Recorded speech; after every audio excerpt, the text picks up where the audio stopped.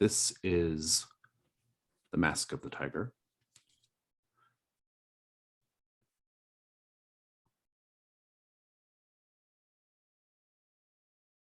You have performed the ecstasies of the Pythia, maybe even at that little theater from last time. And the Whately camera snaps a photo of the critical scene in the final act, thereby triggering whatever it is that it does.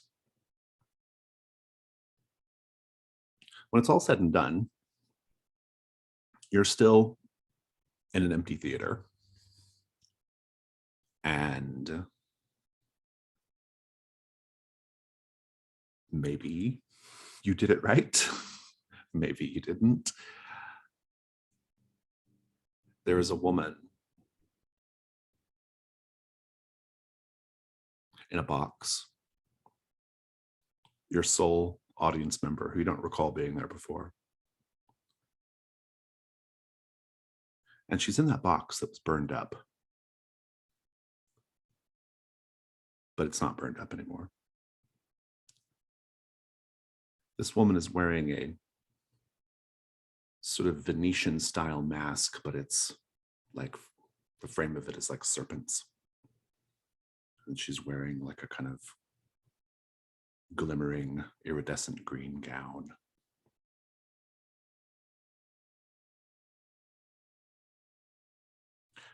And she begins clapping.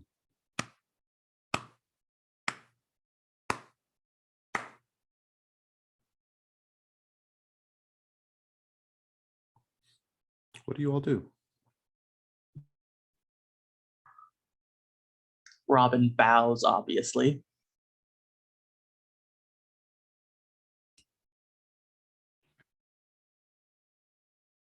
Who's that?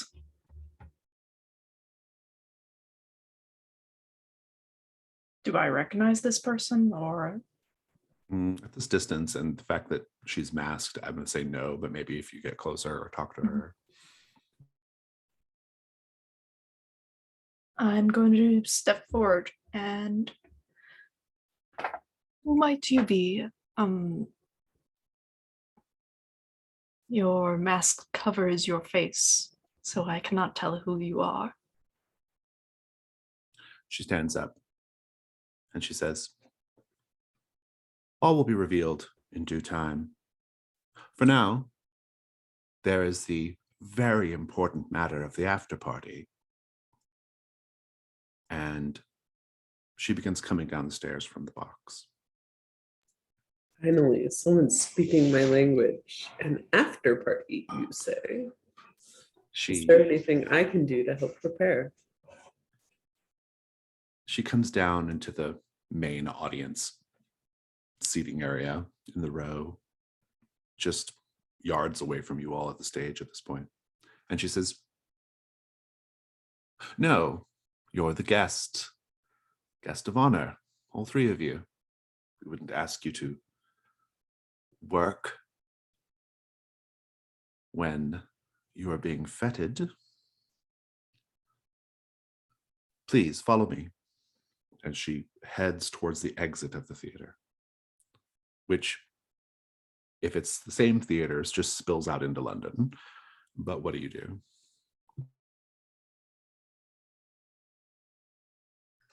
How lovely. I think Robin just trots along behind her. Keeping pace with Robin.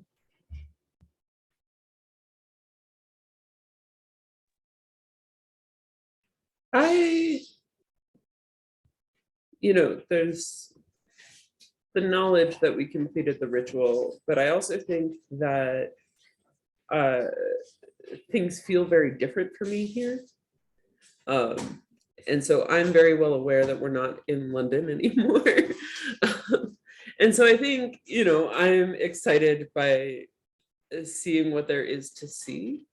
But I think I am going to kind of hang back and hastily reshuffle kind of my wardrobe so that when I come out, I'm a little bit more blades and scars and a little bit less proper Victorian lady.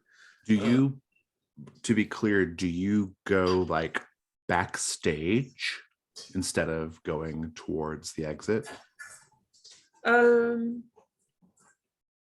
Well, there is another exit backstage. That So is true. yeah, I think I probably do. We'll start with that. When you go backstage behind a painted set, you step back behind and you realize that the set, the stage, is resting atop a vast black cube. The black cube is veined with fine gold streaks like gold ore. And as far as the eye can see, it is just fog and more of these large, titanic black plinths rising up out of the fog. It is endless. What do you do?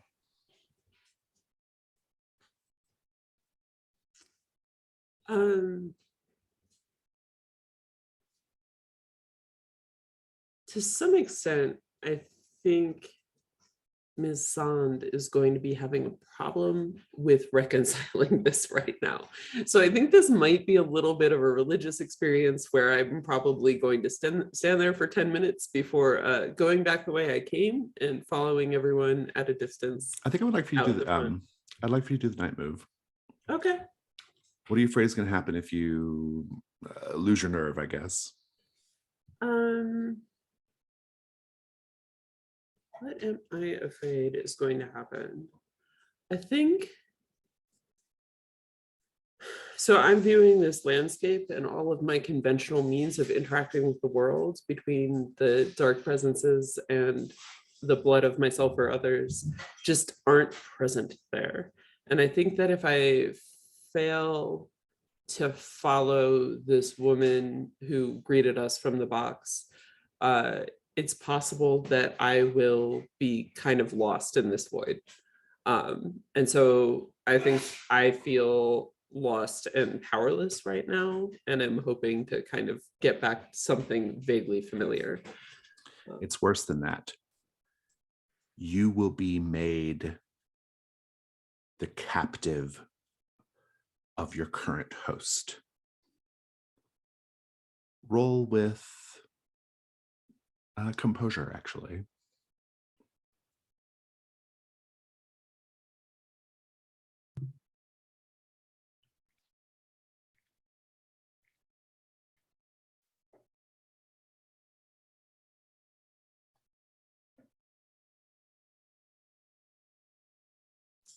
I think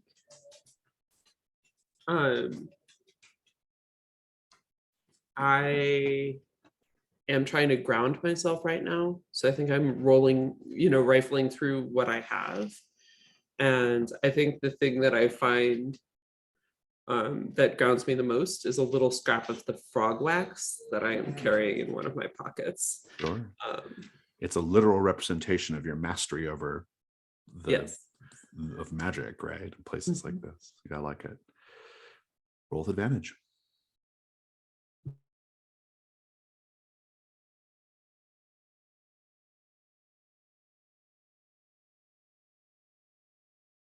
I'm glad I rolled with advantage because I got a 7.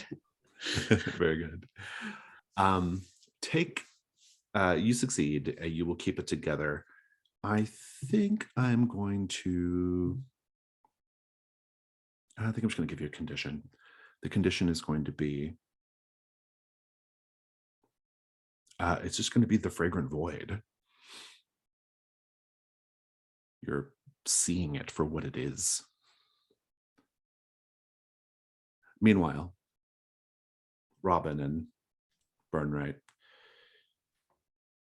You get down into the audience pit and make your way to the exit, following behind this woman who's wearing a dress that you can now see. The dress is actually like kind of decorated with a sort of snake skin motif to match her serpent Venetian mask. I will tell you, Burnright, that the woman seems really familiar to you, but you can't place her. She doesn't seem familiar to you at all, Mr. Goodfellow. But to Burnright, she does. She gets to the exit and she says, "Oh, I see Miss Sand is not with us. Well, I'm sure she'll be along soon enough. Come this way." And she opens the doors, and instead of opening out into London, the doors open out into kind of like an outdoor garden, but expansive, beautifully manicured. Imagine like a garden like at Versailles, right? Like enormous topiaries, in the distance you can see, like a long lake, and everything is like beautifully lit by moonlight. And across the way, there is a large home, a mansion that is lit from the inside, and you can clearly see people in there. And she says, "This way." And she leads you. Robin and Burnright, what are you doing? I think, Mr. Goodfellow, this is not quite what I expected. It seems almost too nice here. It's certainly a step up from Covenant Gardens, wouldn't you say? I would say so. Well, Burnright, we are guests, and as guests, it would be rude to dally. Mhm. You make your way to the house, and you get to the entrance, and you can see inside the large glass windows and double doors. There are people dressed as if for a masked ball milling about. And the woman in the snake mask says, "Now, you can't go in without a mask, of course." And she says, "I think for you, Mr. Goodfellow, the mask of the stag will do fine." And she gives you a Venetian mask with a sort of staghorn motif, but also like a sun motif. There's like rays radiating out from it. I'm When you never put one the to turn mask- down a gift. When you put the mask on, how does it change your entire appearance? Not just wearing the mask, but like maybe your clothing, maybe even your actual physical form. Yeah, I'd imagine since we came straight from the play, I was still probably in some sort of costume. I think as I put it on, I almost grow a few inches. Back straighter, taller, more noble and bearing than Robin usually is. He's walking in like a king. And she says to you, "And for dear Burnright,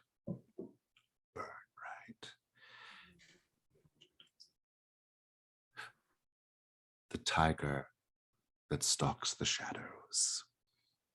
And she gives you a sort of stylized tiger mask, but the stripes are not orange and black. They're like black and blacker. When you put it on, how do you change? I think Burnright gets younger, like at his sort of prime of age. But it seems that as though he's a little bit almost displaced, as though he is a shadow. She says, please come in, have a drink, enjoy the company. All of these people are very, very excited to see you. And they all sort of, there's people like dancing and sort of like laughing and carrying on. And as soon as you both step in, they stop and turn and all eyes are on you.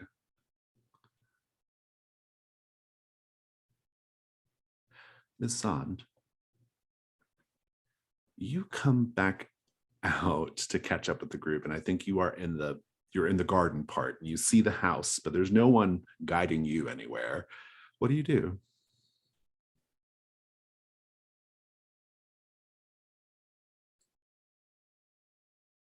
I think I'm gonna catch my breath. And I think what I want to do here is essentially the information move with sensitivity. Like as I'm catching my breath in this garden, in my head, the dark presences are curiously absent here.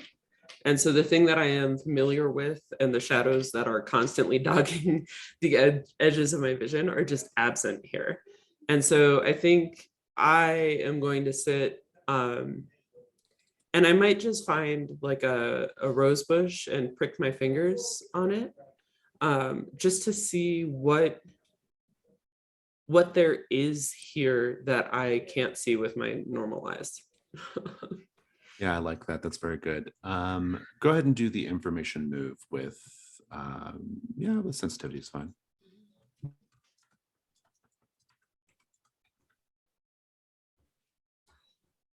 That's an 11. When you touch the rose, I mean, the move is kind of an odd choice here because there's no clues to gather, but I will say this. When you touch the rose,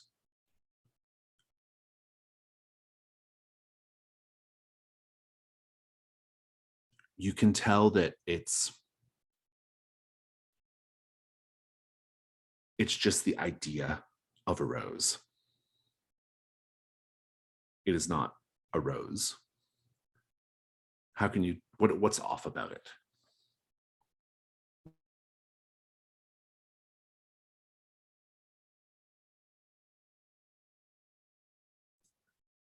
So even in immaculate and well-kept gardens, not every flower on a bush blooms at the same time, right? Like there's some blooms that are kind of overdone, and here every bloom is that perfect rose shape. And so this is not a living thing that has any imperfection. We have the flowers and the thorns, and there are no lingering buds or wilted petals. That's good.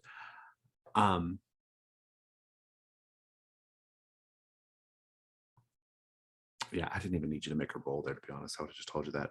I will tell you this as well. When you go to pierce your thumb,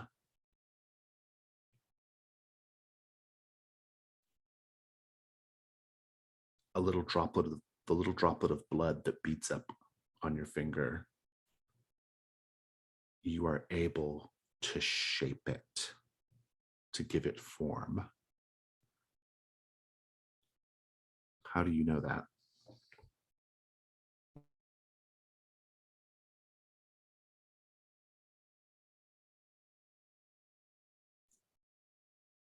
So I think the practice of drawing blood here is weird for me, because usually the thing that comes and feeds on my blood are the dark entities that I am friends with, but they are absent.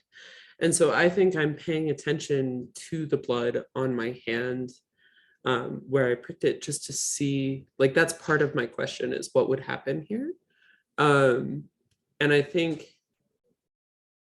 to my surprise, when it doesn't disappear or fade as I usually see, I can still feel it as part of my body.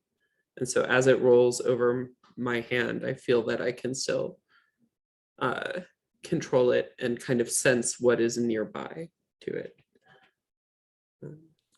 Very interesting.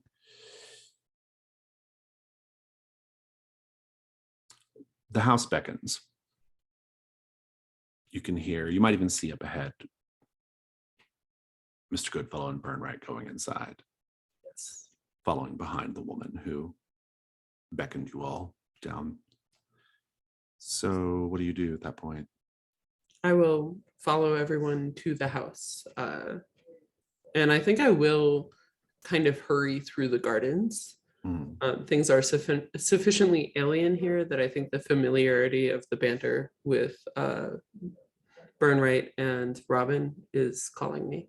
So. Before you can reach the house, a person does a plie from behind a large hedge.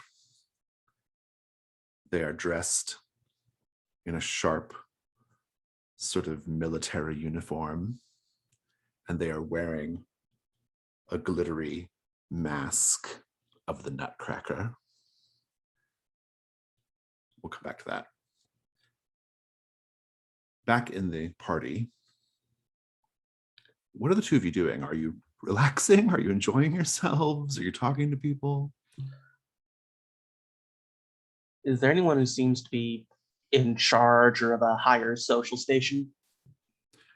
The woman in the snake getup does go up the stairs, which stops about halfway, and there's like a little balcony looking down on everybody, and she goes up there to sort of watch things.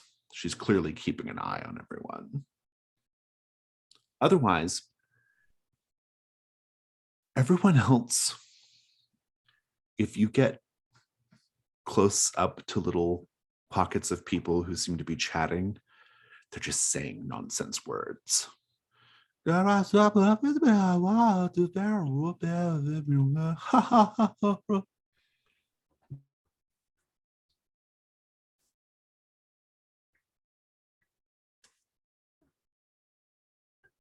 company wasn't what I hoped for, Burnright. No, I think. Doesn't she seem familiar? And I like motion towards the woman in the snake mask. Not to myself. Do you have a prior acquaintanceship, perhaps? Perhaps, but I just can't quite place it yet.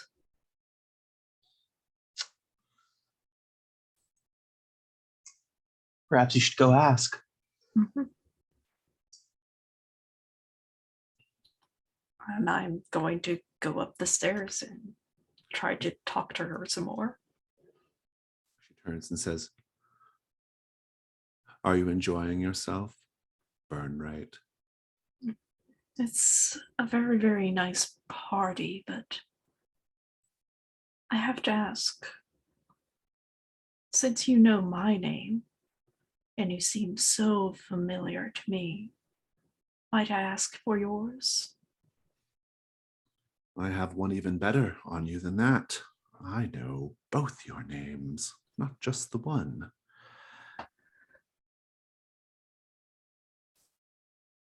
You and your colleagues have three options. You can continue going up the stairs to the salon where the actress is waiting. You can rescue her and be done with this place forever. Or you can go downstairs and go further down into the basement of the home and have a little chat with our host. There, he will teach you everything you need to know about this place. Or you can go back down to the ballroom and enjoy the party.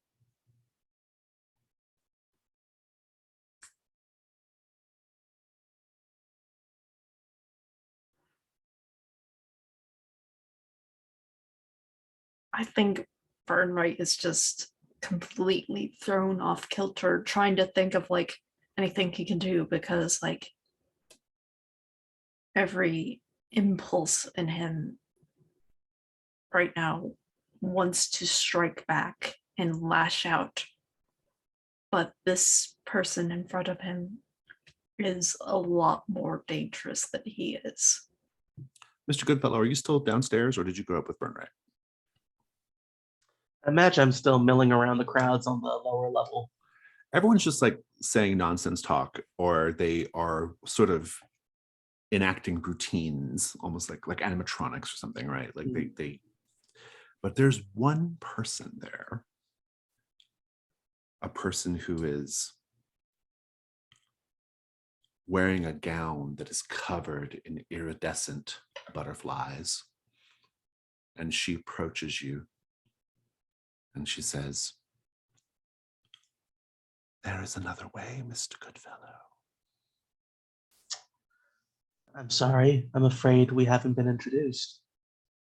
She says, "Are you telling me you don't recognize one of your own kin?"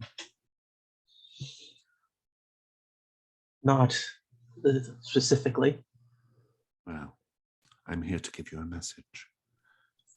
She points towards a pair of large glass doors that are beyond the ballroom, that go towards the back of the house outside. She says, "That way, our queen is being held hostage by the Horned Knight."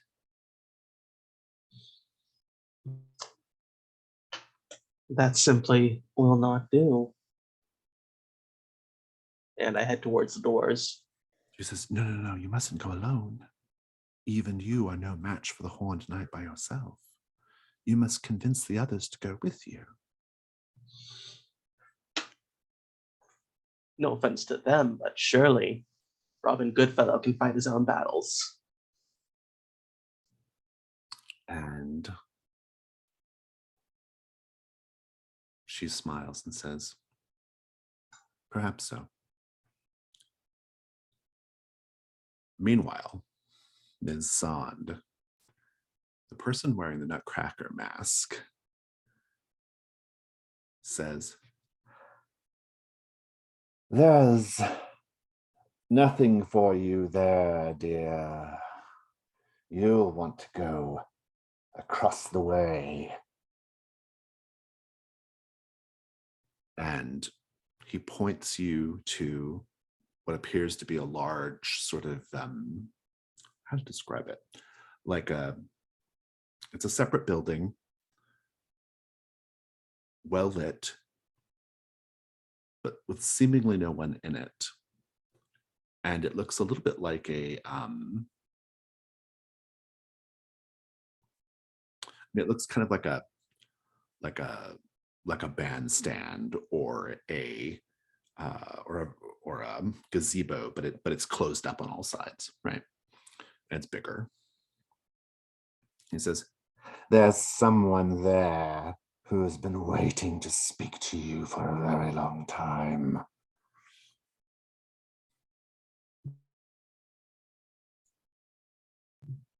Thank you. And he does a chassé back behind the hedge. Between the ballet and the mask, it seems that I have found something familiar, and I think I will heed his direction and head towards this other kind of outbuilding. Venue. Yeah. When you get up to the steps of it, the doorway is open, and it appears to be just a sort of large, like kind of vaguely circular octagonal room. And inside, there is a ballet dancer performing by himself to music that you can't hear. And he's wearing a mask of a mouse as he jumps and twirls. What do you do? I think I knock on the wall to make my presence kind of obvious and wait for a response. And if He you're stops not, okay. and turns, Um, and he says, I never learned your name. I go by Helena. Helena, yes. I've seen you in my dreams. In my dreams, you are the Duchess of Blood. That is a fair description, I suppose. Is there anything that I can do for you? Won't you join me in my dance?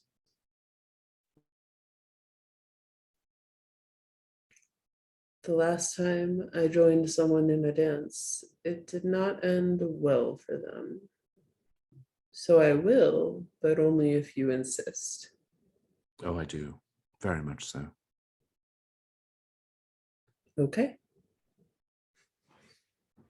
Meanwhile, Burnright, what are you doing? You've lost sight of Mr. Goodfellow. I think out of everything, I think I need to head upstairs.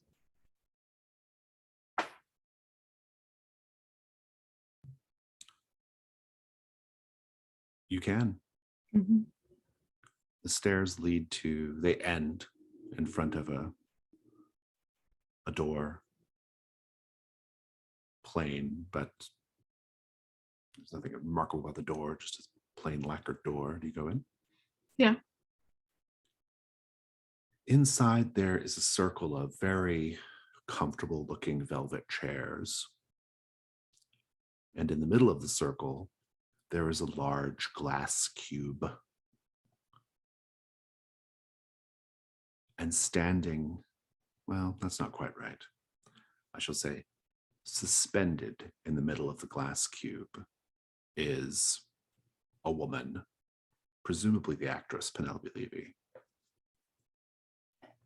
sort of floating a couple of inches from the ground in the glass cube, arms and legs splayed, seemingly unconscious, eyes closed.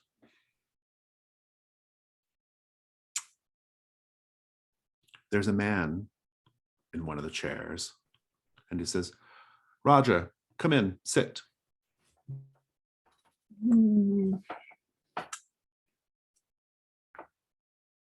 I'll come in and I'll sit. This man is wearing a pig mask and a tuxedo. He says, I think you'll like this quite a lot. I know something about your tastes. Mm. And he turns and he says, 4 sides to the cube.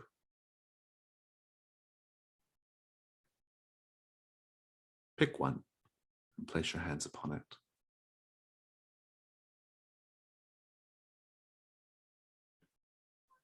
I'll pick the side that is closest to me, because honestly, I don't think there's really any difference between the sides.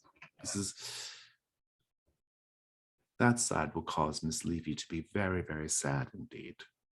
Do you want to be responsible for that?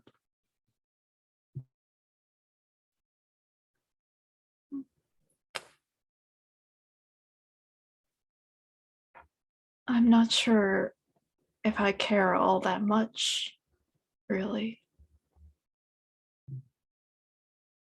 By all means. As long as she doesn't die, I think that's good enough. He says, you might be disappointed, Roger, or maybe you won't be. I'm not sure what I'll be. I'm touching it anyways. Meanwhile, Mr. Goodfellow, sounds like you are going to meet the Horned Knight in the backyard. Indeed. When you step through the glass doors, how can you tell you've stepped into the Fey realm?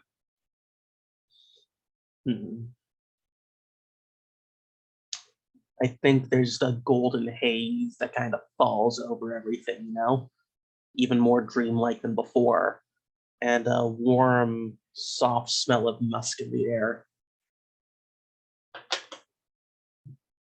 Like a deer. So what do you do? Is there a path that leads deeper? There is. I follow it.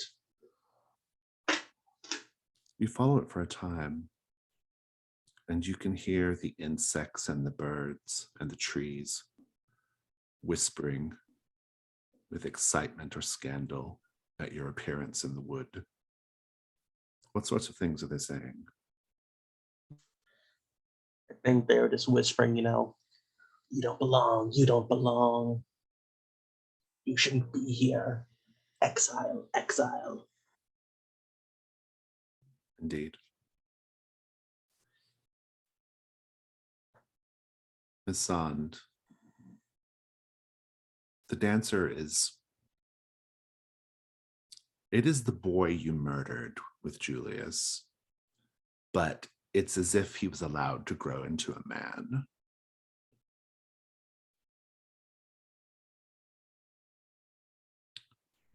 The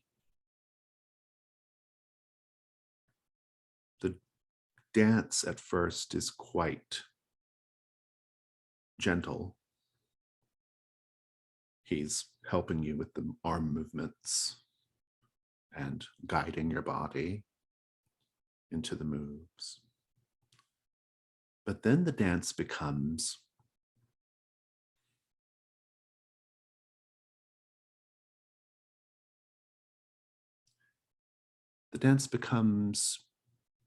violent and erotic and bounces between the two.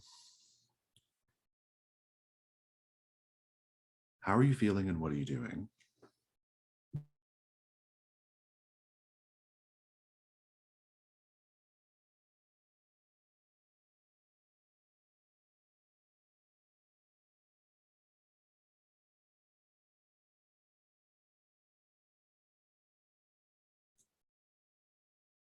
I think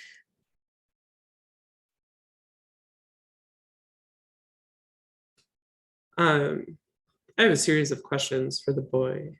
And so I think for as long as they go unanswered, I will continue with the dance. And it's mostly, how did you come to be here?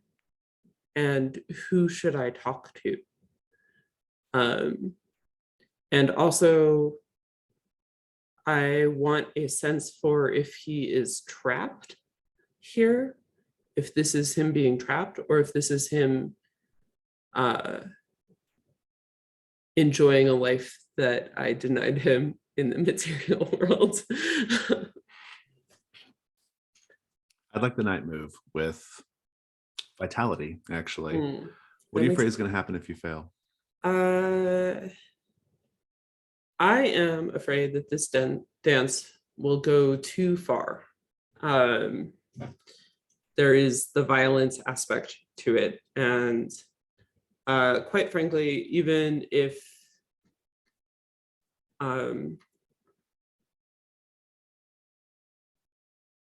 I come out ahead in that confrontation, I would just rather not kill him again. It's worse than that. One of you is going to die by the end, or die is not the right way to put it in Fragrant Void. Destroyed, obliterated. Roll fatality.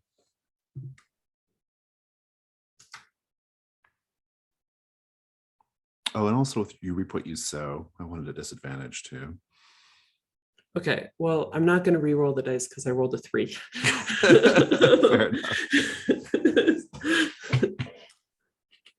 I will, of course, give you a chance to mark a crown, but before that, the dance it's sensual.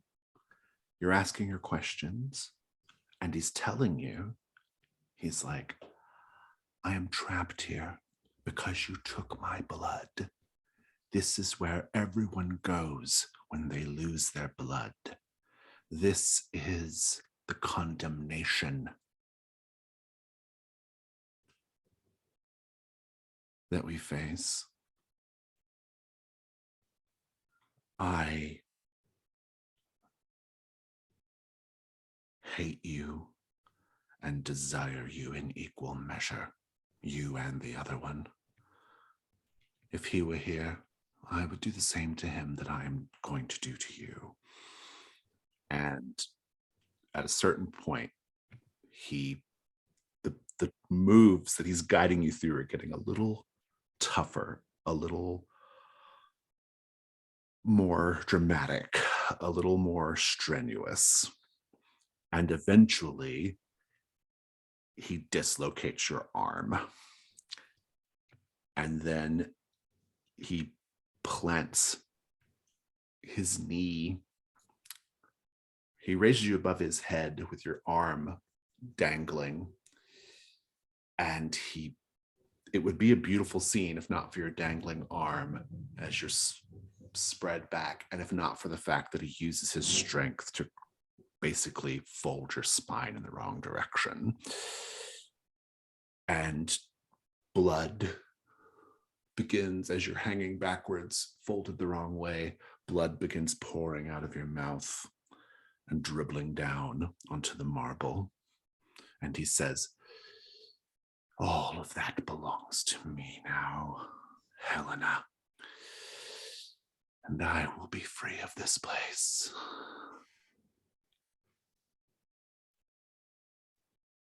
Meanwhile, upstairs, Penelope Levy has sunk to her knees in the glass cube. And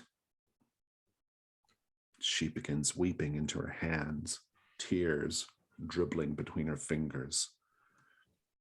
And she looks up at you and with an accusatory stare says, how could you do that to all those people?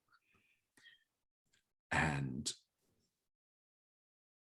she begins to claw and pound at the glass in her fury, in her rage, but it's completely useless. She can't break the glass. All she can do is just claw at you, her tears flecking the glass, her fingernails shattering as she slams her hands against it. And we'll take a quick 5-minute break and come back to this.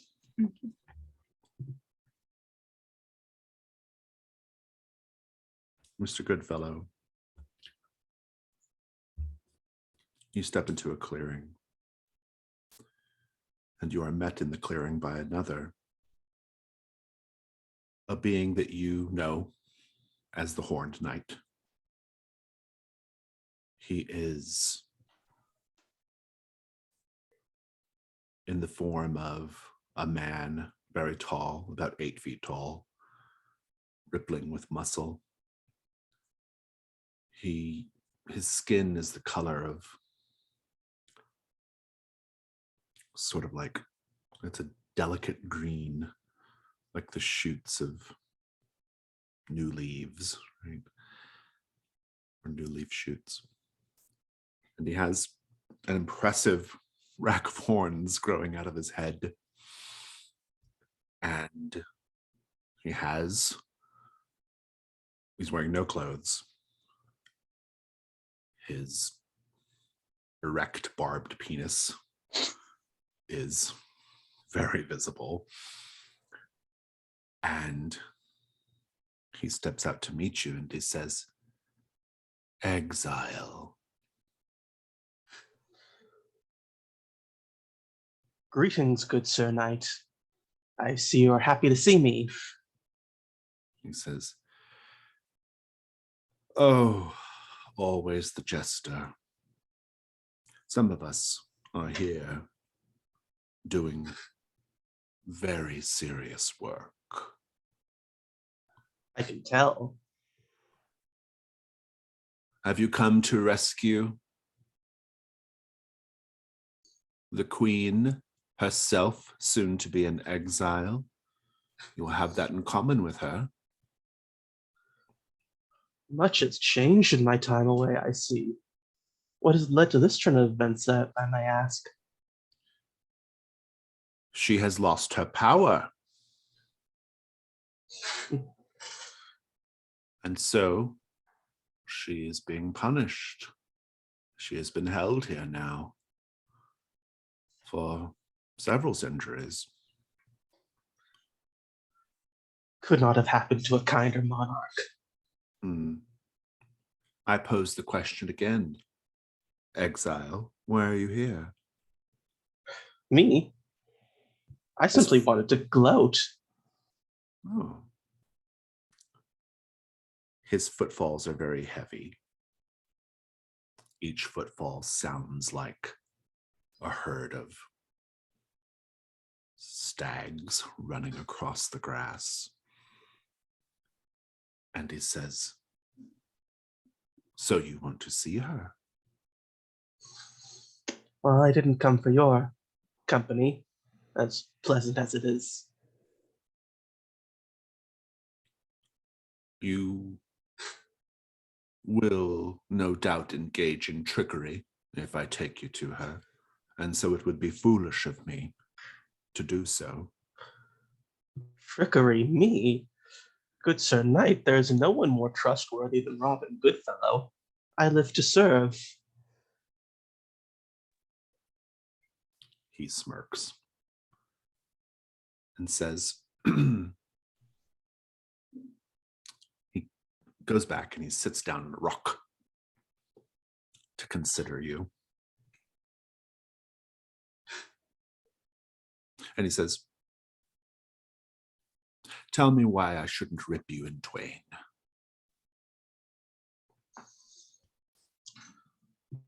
Good Sir Knight, if you were to do that, then who would relieve you from this duty?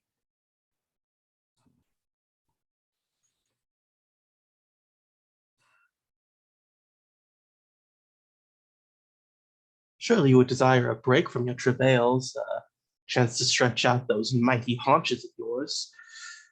Simply let me do you the courtesy of taking your place for a scant few hours. Why, there's a party just a few paces away. Enjoy yourself. You've earned it.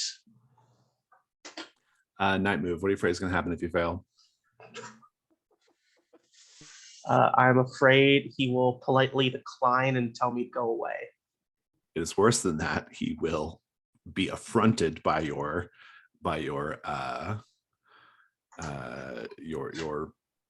audacity and do battle with you.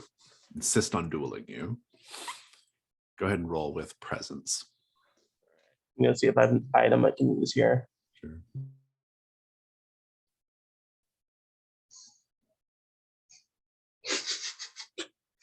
I have an item that says large book of all my accomplishments.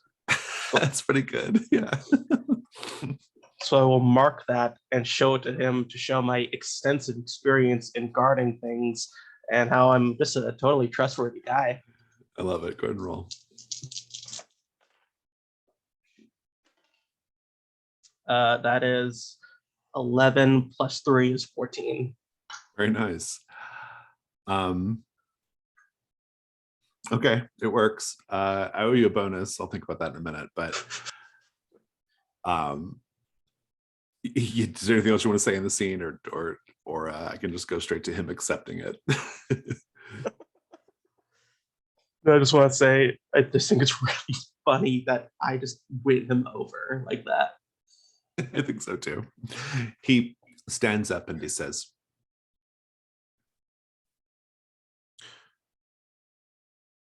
I'm impressed, Exile.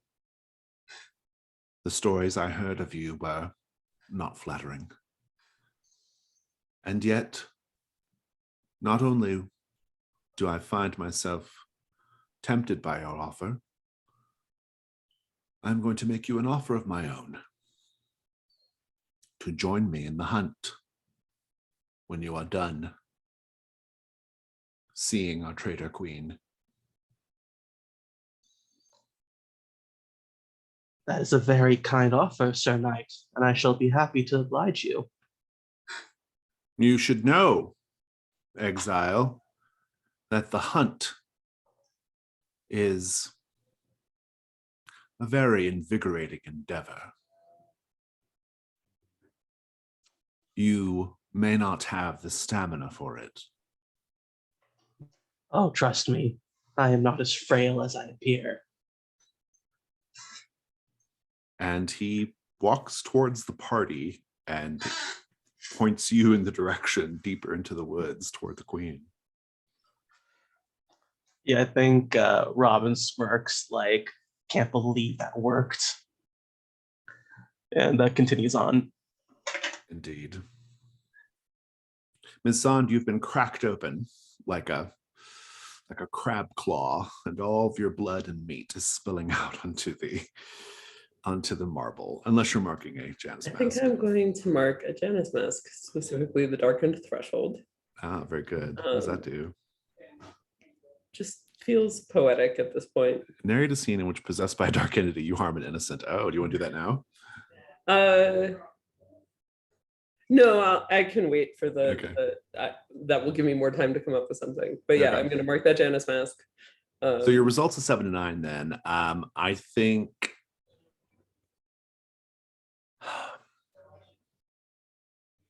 the complication, you're gonna survive, and neither of you are gonna be killed.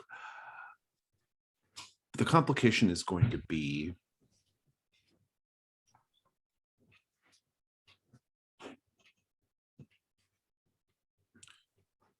you have to find a way for him to escape the fragrant void.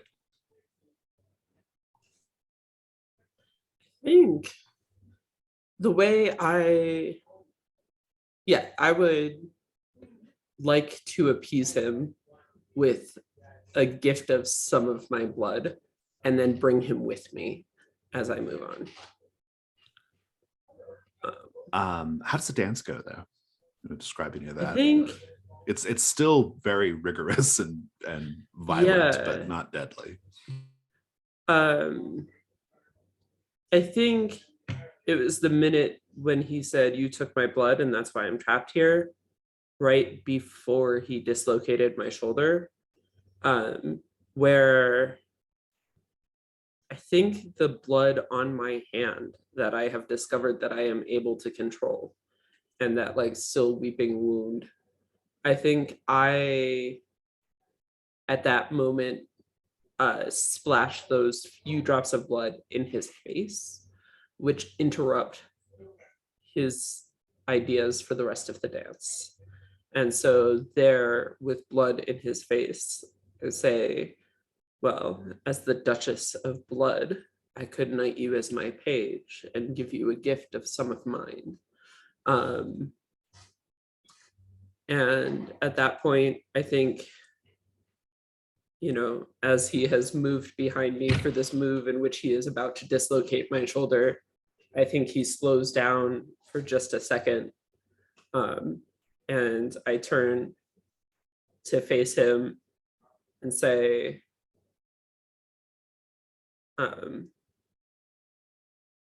"I will mark you so that everyone knows that you are protected and you may come with me." And I am going to smear just a line of blood over the forehead of his mouse mask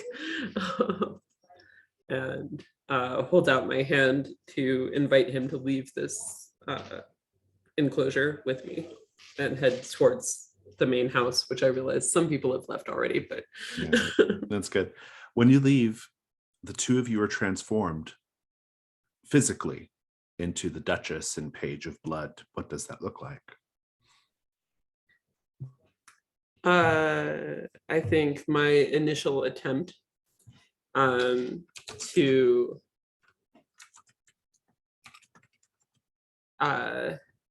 stop to lose some of the Victorian finery in favor of being someone with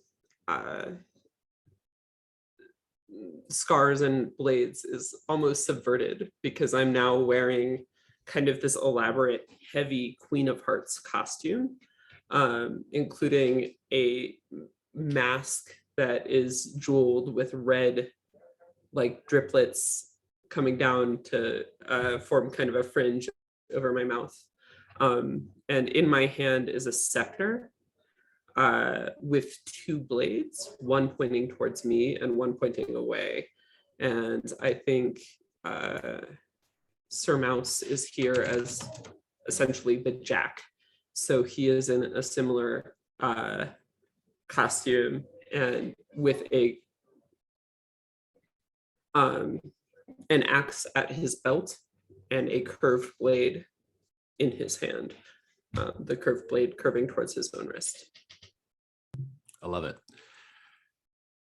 Meanwhile, Burnright, Penelope Levy is tear-streaked face, bits of blood streaked on the glass from her pounding on it, and pounding her hands raw, splitting the nails. The man wearing the pig mask is still sitting there, and he says, I told you she was going to be very upset. Frankly, there wasn't really any other option, was there? I think any other side would have done the same thing. Reveal Try the it and truth. see. I'm gonna touch another side. You do? Yeah. Do you touch the one to her right or to her left or behind her? Behind her. She immediately flies into the middle of the cube, suspended again, and lets out a cry as her body is dissembled. The hair is removed, the skin is removed, the muscle, the blood, the bone, it all just flies out in segments and then spatters against the glass. And her skeleton crumbles down into the base.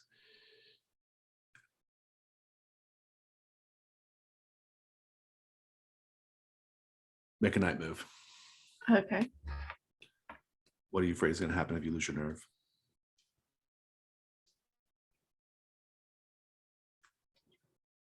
I'm afraid that I will drop the square cube and I can't fix this anymore. Well, she's in the cube. Yeah. It will shatter and like Oh, I see. Yeah. yeah, so like Penelope Levy is lost forever. Yeah. It's worse than that. Doing that creates a rift in the fragrant void, which becomes an immediate problem. Go ahead and roll with composure.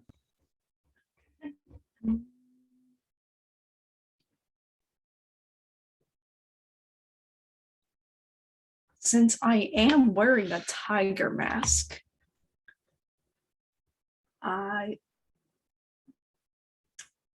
going to mark it to like gain an advantage, just like Sure. Keeping your yeah. yeah.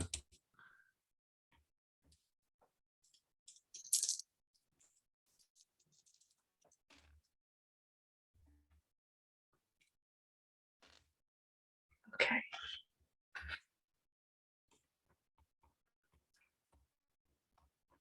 Just barely a 10. You keep it together, and all of her blood and guts and muscle and bone and hair all flies back together. Even the gown she was wearing, and she's just suspended again in the center of this large cube. Mm-hmm. I imagine that was very painful for her. And I think if it was anyone else, I think they would care. But honestly, like, and as I put like the glass sphere in like my jacket pocket, I think. Oh, to be clear, the glass sphere is gigantic. It's like life size. Oh, Yeah, I thought it was like miniature. No, she's suspended in the middle of a giant. Okay, sorry. Cube. Yeah, that's my bad. I thought it was small. Yeah, that's okay. Okay. I was just gonna have you break it if you'd failed that last roll somehow. Okay.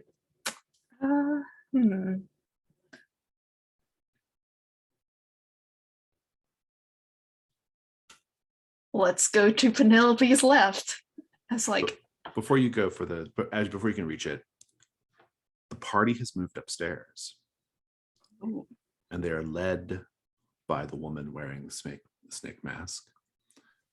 And the man in the pig mask says, I think partygoers are anxious to have you back downstairs, Mr. Burnright. Sorry, Roger. The woman in the snake mask removes her mask, and you now realize that she's Roger the Reaver's first victim.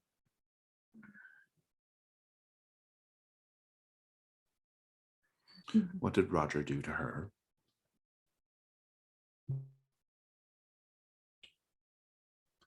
It was a little bit of a game with just to see how much we could drink before people would pass out.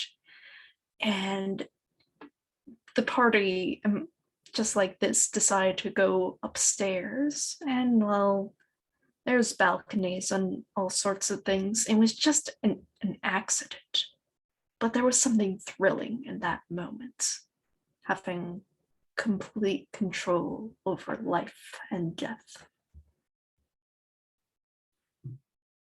Mr. Goodfellow, you reach a moonlit grove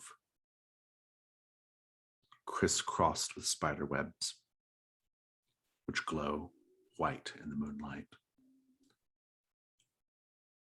And sitting atop a throne woven of birch and bramble,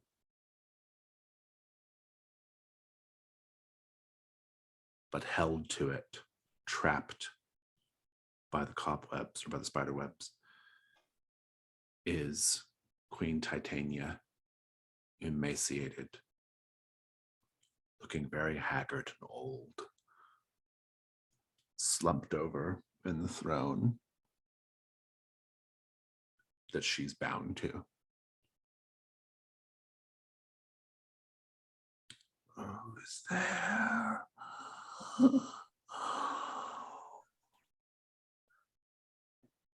Robin does a little mocking bow and he says, "Why, it is I, my lady, your loyal servant Puck."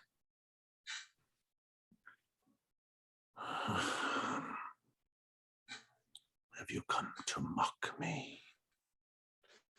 Oh, why would I ever mock such a great monarch fallen so low?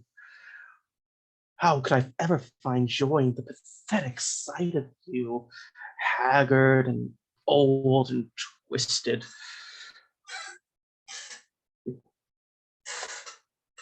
She looks up as best she's able, cracking a single eye open. She opens a mouth filled with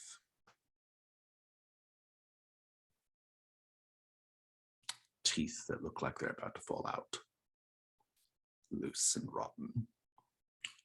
She says, "You may not think so, Robin Goodfellow, but you owe me your allegiance."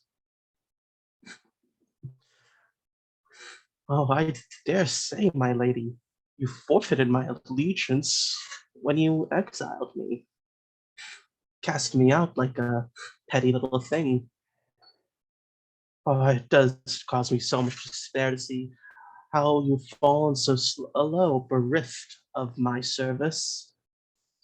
Tell me, what can you offer me that should make me help you?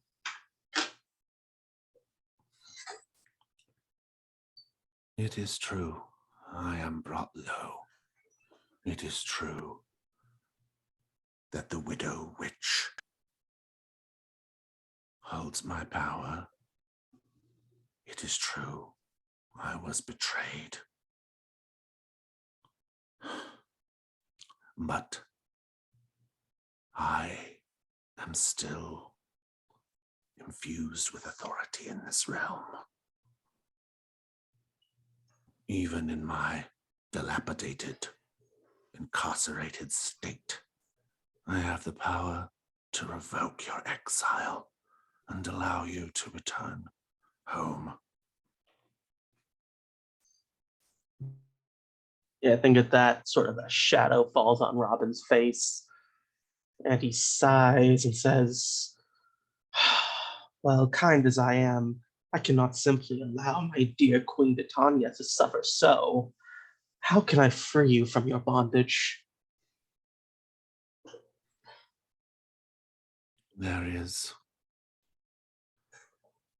a nettle blade.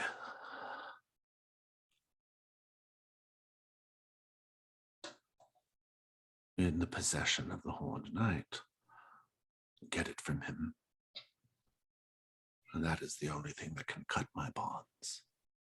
Do this, and I shall restore you. A trifling matter for me. Now, don't go anywhere, my lady. I shall be right back. And what do you do? I take up all Horned Knight on his offer to embark on a hunt, quote Indeed. unquote.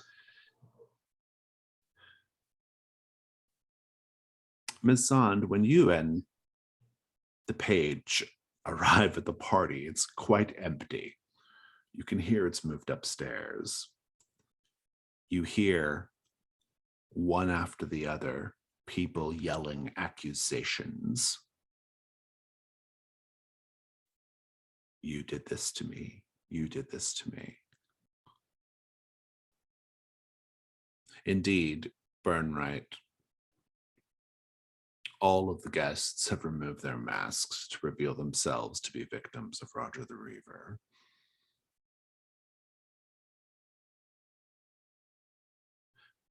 The woman in the snake mask, now unmasked, Roger's first victim, she says,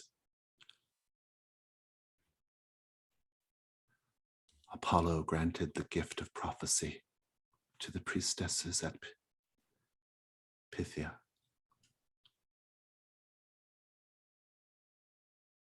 I am a sort of prophecy. I was the first. I signaled to the world what was to come. There is a way for you to repent. There's a way for you to make all of this better. You simply have to take Miss Levy's place in the cube.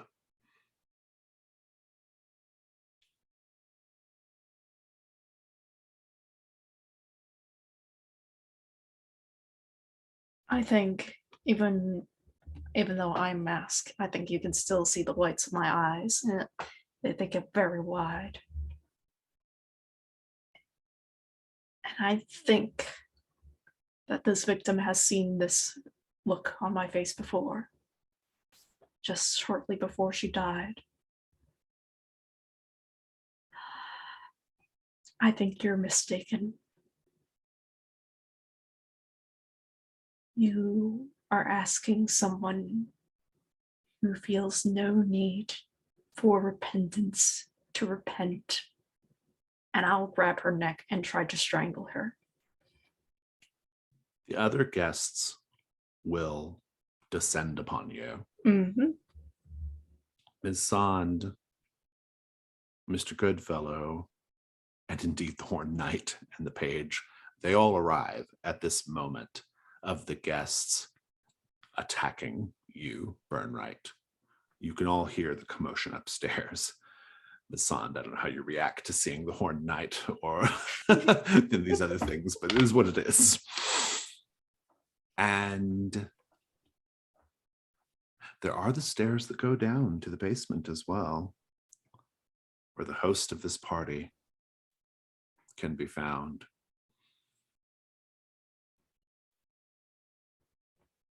Mr. Goodfellow, what do you do? The Horned Knight is going upstairs. I follow him, and I think when I see Burnright in such a situation, I say to him, My dear Sir Knight, I would like to take you up on your offer of a hunt, and perhaps in so doing, we could aid my disciple over there. And the Horn Knight nods and grabs a party goer and quite literally rips them in half. Ms. Sand, the page points at the stairs going down.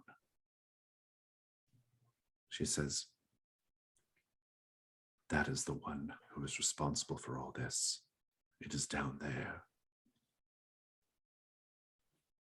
I have seen the Horned Knight and Robin go upstairs. And also, for the most part, I trust Burnright to handle himself. So I am gonna go downstairs. I have some idea of what's happening up there, but on the other hand, like, I don't think I know the scale of it. Indeed. I had a reckoning with, one person I killed in cold blood, and I don't think it's sunk in for me that Burnright is Roger the Reaper. You go downstairs, and the building falls away almost immediately, and it's just stairs going down. They end at another one of these wide, flat, black marble surfaces run through with gold.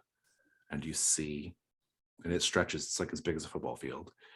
And beyond it, shadow and fog. The page says, "It is here. It is here. And it wants to teach you of the void."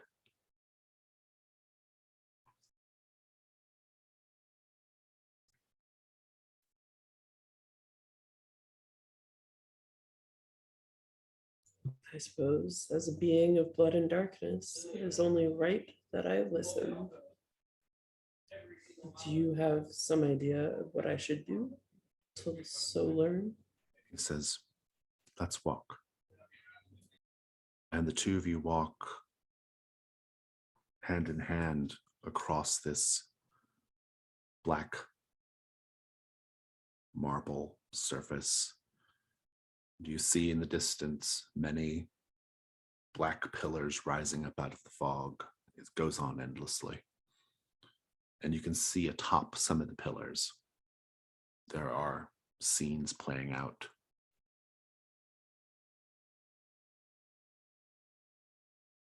Scenes of violence, of ecstasy, of revelation. And eventually, the shadows before you begin to part somewhat as a titanic creature rises up. It is a mass of shadowy black tentacles, in the center of which is a glowing yellow eye, like a floodlight. Just the eye is the size of a large cart. And then the swarm of tentacles around it. And the eye moves and casts a ray of light around like a spotlight. And the spotlight focuses on the page, who, accustomed to spotlights, begins dancing.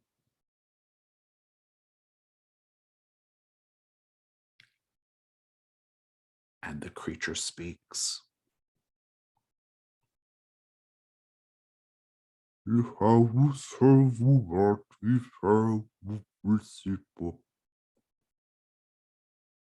the page stops and says, "It will give you the power of the fragrant void if you but commit yourself to it. Fall to your knees in worship. You will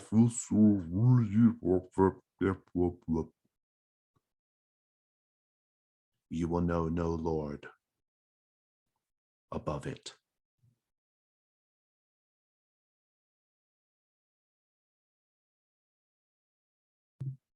Meanwhile, chaos up in the salon. I'm not going to make you all roll because of the presence of the Horned Knight. I do want to have the scene, though, of you all fighting your way out of it, tearing your way through it. What does this look like? Each of you can describe a little bit.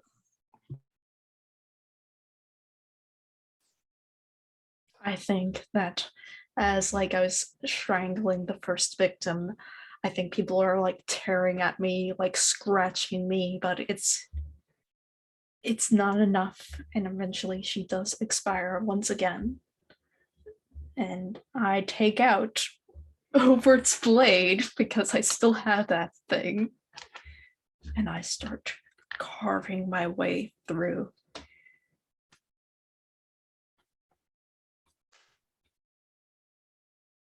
I think the stag mask I wear becomes less of a mask as I start impaling them on my horns, almost like a smaller mimicry of the Horned Knight. And together we're just ripping apart these shades and bathing in their blood.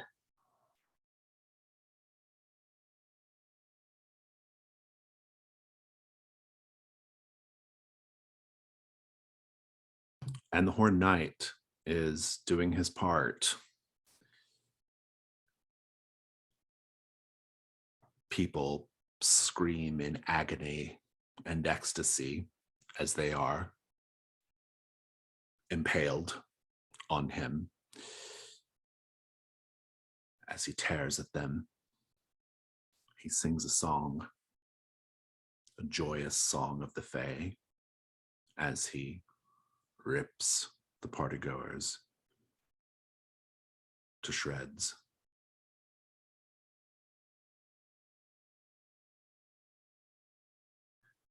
Meanwhile, Ms. Sand, the entity, and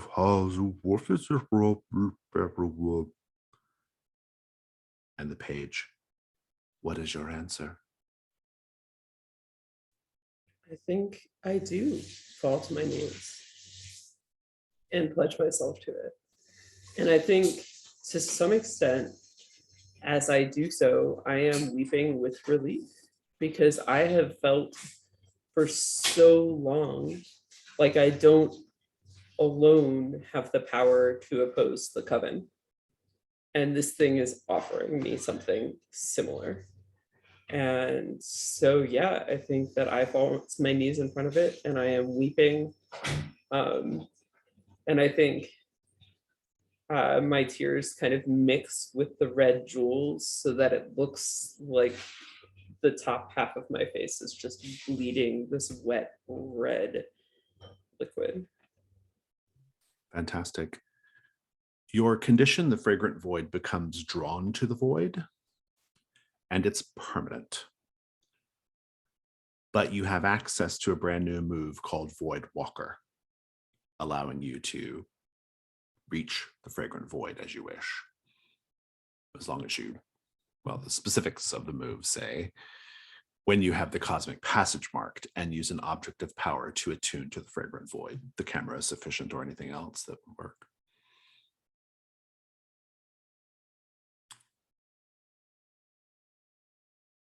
But this is enough.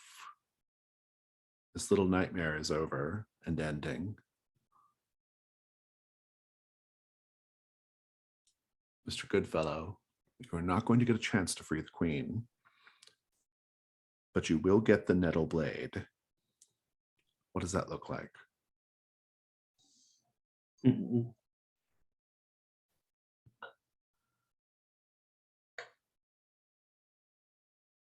I think it's a large, almost a machete that's shaped like a leaf like carved out of some kind of wood, almost like an Aztec weapon. You know, the edges are lined with sharp stone. And you all find yourselves in the theater at the conclusion of the play.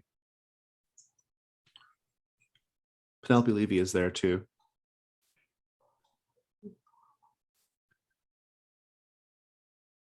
Right? Who is that girl?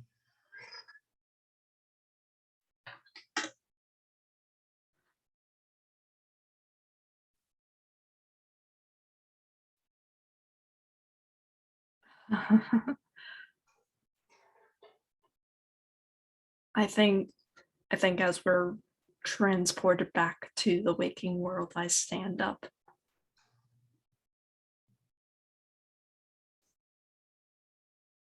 Someone that you will never find out about because you are just not worth it.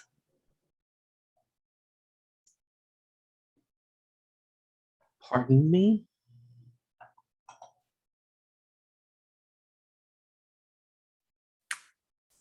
You heard me. You are nothing but a trick. Nothing, just a whimsical fancy. And I'm still very clearly wearing the mask of the tiger. Right. Leave the sharp-tongued barbs to me before I cut yours out. Try me.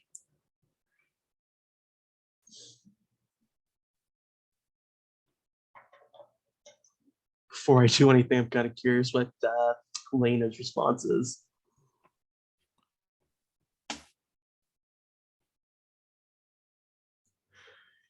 Is the page here as well? He is. Mm.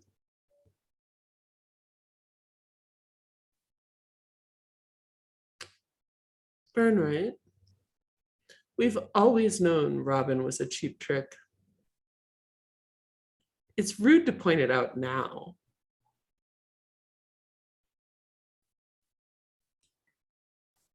Is there even a better moment for it?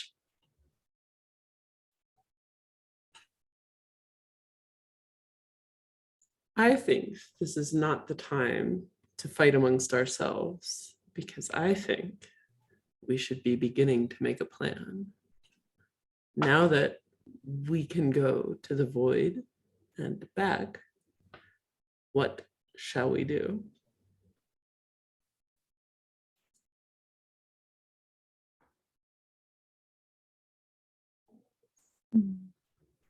The first order of business is probably finding a room for the page, along with all the other denizens of Hargrave House.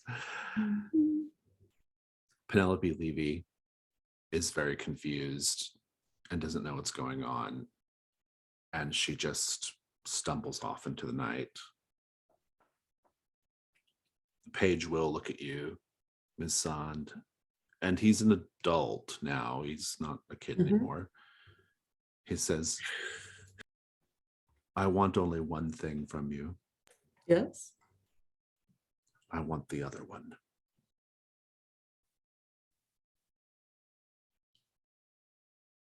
The one. The other one who drank my blood. Oh. Yes, I can certainly make an introduction. I'm sorry, I thought you might have meant the sculptor. He says, no. Yeah. The other one will be just fine. Yeah, I will arrange an introduction.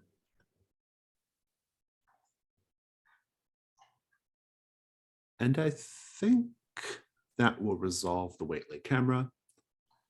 And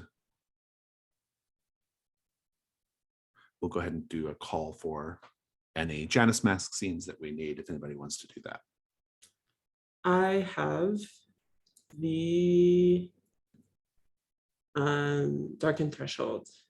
And so I think this is when I was still active in the coven.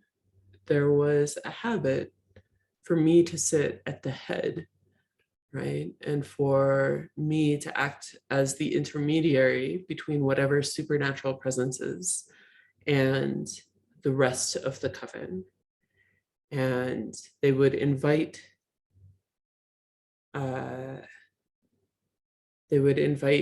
those presences to talk to them via me.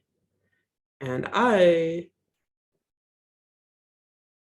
my motivation to be in the coven was selfish fun and familiarity. And so because I was often possessed at those times, I missed the fact that those sacrifices and those offerings were getting increasingly bloody. And so one day, the leader of the coven told me that she had invited an old school friend to join us for this ritual. And I was somewhat excited. I had not had many school friends. And so seeing a friendly face from before was new to me. And even better, she was sitting next to me as I was possessed. And what I did not know was that that school friend was the offering. And so I came to, and she was still breathing, but she was naked and bloody as I straddled her and was bathed myself in her blood. And I think that was the moment where the spell between me and the leader of the coven was broken.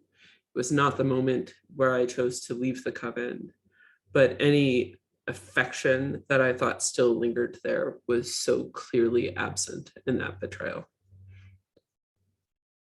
Fabulous. Thank you. I do want the reflection to be scarred, Mr. Goodfellow. So I'm very curious how the statue changes now. I think that now within the branches, there are little spiders spinning webs, binding the branches to each other. Fabulous. Let's take a look at end of session.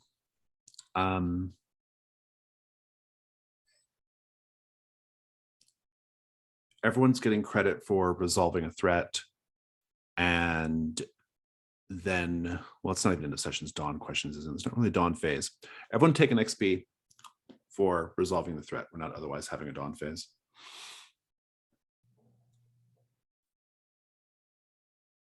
And we'll go to Stars and Wishes for our redacted session. Who wants to go first?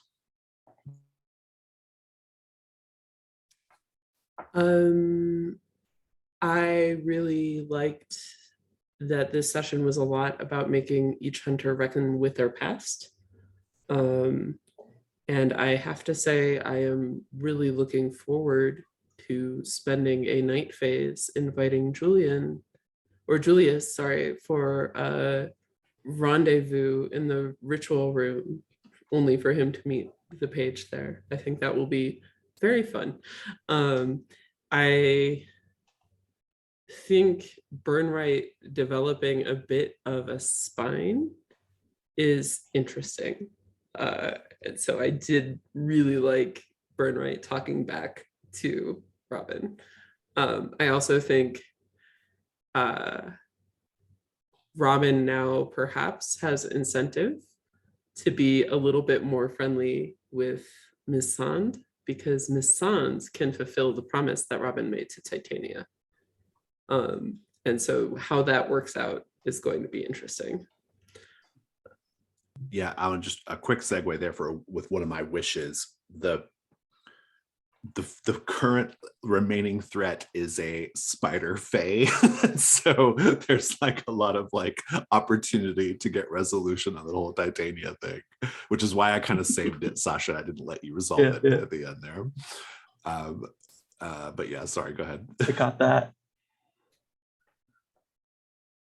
I thought it was a great session. Definitely the tension between Burnright and Robin is interesting. Excited to see how that turns out. Also, all the Fae stuff was cool. And yeah, this game feels very different. We don't have like the strict phases and everything.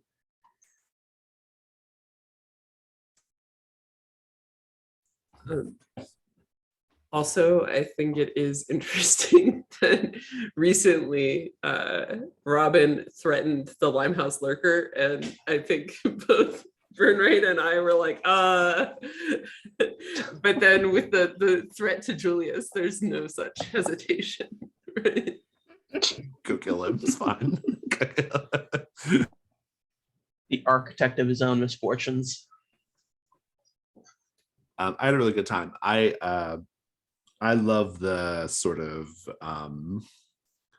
I think it's fun to do a sort of like a session that's just very like surreal and weird and dreamlike, you know. I wouldn't want to do that all the time, but I like it as an occasional thing, and the Fragrant Void is a great opportunity to do it. And yeah, and I particularly chose to focus on the characters reckoning with the past because, as I've said, and so I'm glad that you picked up on that, Mags, because as I've said in the past, this Hargrave house is particularly like brutal and evil in a lot of ways, and so it kind of felt necessary to have them reckon with the past a little bit. And so yeah, I just really kind of dug how that all kind of came together and happened, and everyone sort of like leaned into the different dangers and stuff in a way that I thought was really fun. So yeah. Yeah, it was very like it was very interesting to play Burnright in this session, just to see like him feeling like he's been here before, just like in this sort of dreamlike space, and like he just couldn't figure it out, and then being surrounded by all those people, he broke a little, and like that sort of vicious high of like re-killing his victims again, just lashing out with anyone who like effectively touches him afterwards. It was just very interesting, and a wish for me is like getting up my custom move to go off next session.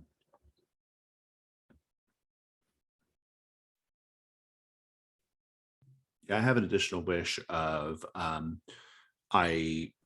we're taking a little break, but I do hope that when we get back, we'll get the Spider Silk Seamstress done, and then and what I'm really interested to see is just the sort of like, well, I want to see how that resolves, but also I want to see just sort of like the segue into the Void mystery. Like, what does that look, or not Void mystery, Mastermind threat. Sorry, I've been writing Brentwood Bay all the last few days. That segue into the Mastermind threat, I think would be really, really fun to see. And I have an idea where I think it's all going with the Coven and everything, but it might be kind of one of those things that like may depend quite a lot on how this last threat gets resolved. So we'll see. Also, like the way with like all the phase stuff was set up, and especially since like I know that there is a mastermind related to all of this. This is like, oh no, this is setting up like a very good season 2, if there's going to be a season 2. Yeah, I mean, that's the idea. I think like if there was, schedule wise, I don't know yet, but like if there was, like Titania feels like the next mastermind, right? Depending on how this kind of shakes out, which is kind of fun. I will say I didn't know that was one of the masterminds until after I introduced this character. Yeah, I remember when you did, and I remember thinking at the time, I was like, oh, from the jump, I was like, well, I feel like I should start thinking about Titania at the very least, and how she might come into play at some point. And so I'm happy we're getting to do it. Yeah, no, total coincidence. Yeah, but like Robin Goodfellow is probably going to be retired by the end of the season. Like, Yes, for sure. There's no way that Robin makes it to that season, right? But doesn't mean there won't be like echoes of Robin, right? If Titania is the mastermind. Any other stars or wishes? I'm just excited for the mastermind threats. Like I see it on the horizon. Indeed. Okay, well, I'm glad we got to do this. I regret that I have so many things this month on Sundays for conventions and crap, but I will gotta bring in that RPG money. That's All good. That's what I gotta do. It's my job. So I will see you all in August, and thank you all so much.